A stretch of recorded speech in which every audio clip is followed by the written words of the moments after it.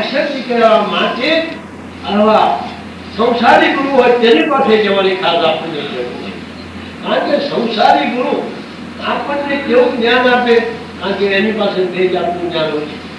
એની પાસે ધર્મ જ્ઞાન હોય છે અને ભૌતિક જ્ઞાન હોય છે.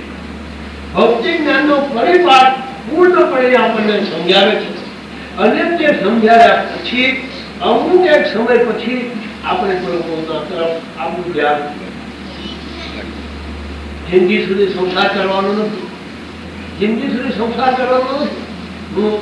સંસાર કેટલા પુત્રો છે કે આપણી ફરજ બજાવવા કે જે આપણો લેનદેન અને આ બધા પહેલા છોકરાઓ છે કોઈ મળે નહીં. ભલે આપણે પ્રેમ કરીએ બધું કરીએ, તમારી હાથે કોઈ આવવાનું નથી. અહીં નહીં લેવાનું. તમે માનતા હોય કે મારા વગર ભાઈ મેળી નહીં લે, મારા વગર મારો ધણી નહીં લે, મારા છોકરા નહીં લે, અરે બધા વગર લે, બધા વગર લે. આપણને જે પેલી માયા તો હોય એટલે આપણને એવું થાય કે આપણે આપણા વગર કદાચ કેમ રહેશે છોકરાઓ. બીજા વગર મારી તમને વાત કરું, મારી જ વાત કરું, બીજા નથી. મારી બદલી દિવાળી પાલનપુર થઈ ગયું. આ લોકો હિરંગામાં મને એમનો છોકરો આ લોકો મારી શું કરશે એટલે મેં એમને ટાઈમ ટેબલ લખી આપ્યું. જો તમારે આમ કરવું, આમ કરવું, આમ કરવું, આમ મને કાગળ લખવું, આમ હું ગયા એમનો કાગળ નહીં, એમને 3 કાગળ લખ્યા, કઈ કાગળ નહીં મારું ટાઈમ ટેબલ પ્રમાણે. પછી હું કેમ ગયા હું તો ખરાબ ખૂબ ખાલી બધું હું જોવા આનંદ કરતા હતા. મારા ટાઈમ અંદર તમારા ટાઈમ મને કોણ પૂછે? હવે અમારે નવો ટાઈમ નંબર અરે હું નકામું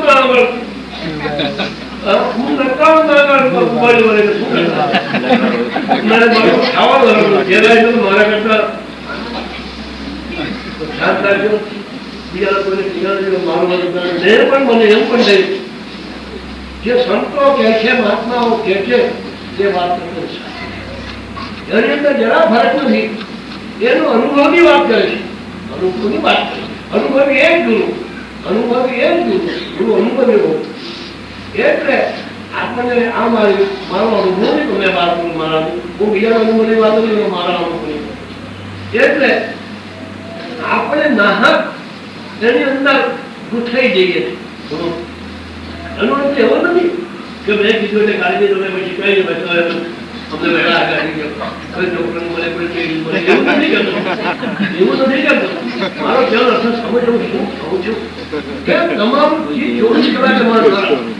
હવે ઘર છોડીને અહીંયા આવ્યા તો હવે તમારું ચિત્તા હોવું જોઈએ. હવે ઘરમાં નહીં હોવું જોઈએ. છતાં એ આને હવે કહેવાનું ઘરને શું કરી શકે? દાદાને પૂછવાનું રહી ગયું, દાદા બહુ ચોરી થાય છે, હું ઘરે નહીં મૂકી ના દઉં, શું થશે? શું થશે? અત્યારે તો મને અહીંયા છે પછી અત્યારે તમે ચિંતા કરે શું કરવાના છે? તમે જે કાર્ય અત્યારે કરવા તે તો મેં કરીશું. સાથે સાથે કરી આવો આપણને અવસર મળે છે. દર ગુરુવારે આપણને ગુરુના મુખેથી વાણી આપણને સાંભળવા મળે છે અને તેની અંદર પણ કેટલું જ્ઞાન છે.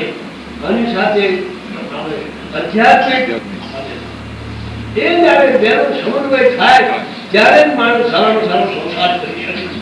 બાકી એકને છોડીને એક કરે તો નહીં થાય.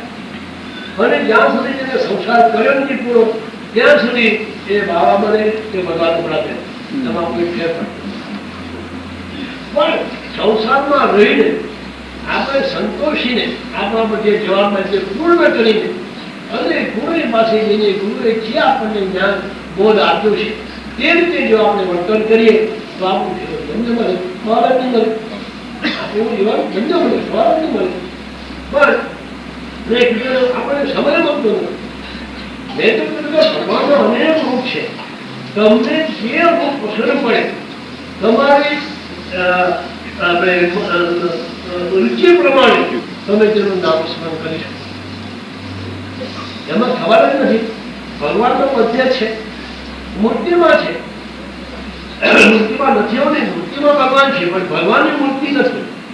મૂર્તિમાં ભગવાન છે એ વાત નથી છે, પણ ભગવાનની મૂર્તિ નથી. જો કોઈ કે આ રણછોડ્યાની મૂર્તિ છે તો હું કહીશ કે ના, રણછોડ્યાનો રૂપ છે મને જ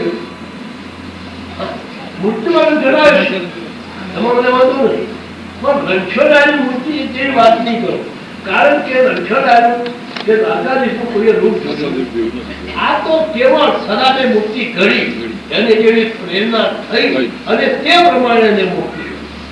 આ મૂર્તિ અમૃતની છે એવું નથી, જે મૂર્તિ છે એમાં ભગવાન, એમાં તો કોઈ આજુબાજુ નહીં શકે. પણ ભગવાનની મૂર્તિ કરતા હોય એવી રીતે તમે ખોટા એમાં ન જાય.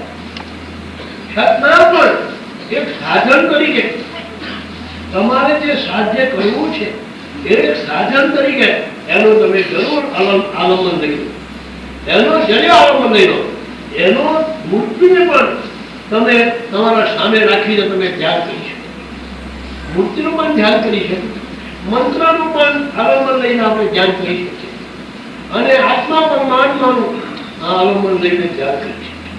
ધ્યાનમાં 3 પ્રકાર આવે. આત્મા એટલે પરમાત્મા જેમ સમજીએ ત્યાં નિરાકાર આવી ગયા, ત્યાં ઉપાસના નિરાકાર, ત્યાં ધ્યાન નિરાકારનું આવે. ભગવાનનું નથી આવતું તો સાકારનું નથી આવતું. સાકારમાં તમે મૂર્તિ લેવી જ પડે, અને એ મૂર્તિમાં જેની મૂર્તિ હોય એમ સમજીને તમારે ધ્યાન લેવું પડે. નહીં તો પછી તમારે શું કરવું પડે કે તમારે આત્માનું અવલંબન લેવું પડે, અગર કોઈ મંત્રનું અવલંબન લેવું પડે. અને એ રીતે તમે જો ધ્યાન કરો તો જરૂર એ પરમાત્માનું ધ્યાન છે એનું આપણે આપવું છે. हम सबकी आस्था का धाम ब्रह्मलीन परम पूज्य श्री साने दादा की अखंड धुनी। धृतिमान नाथ संप्रदाय के वर्तमान गादीपति विश्ववंदनीय परम पूज्य श्री छोटे दादा का संकल्प प्रण। हजारों लाखों श्रद्धालुओं का दुख दूर करने वाला, प्रेम और भक्तों की अपार श्रद्धा का धाम, वो है हमारा नवनाथ धाम, ब्रह्मलीन परम पूज्य श्री साने दादा समाधि मंदिर।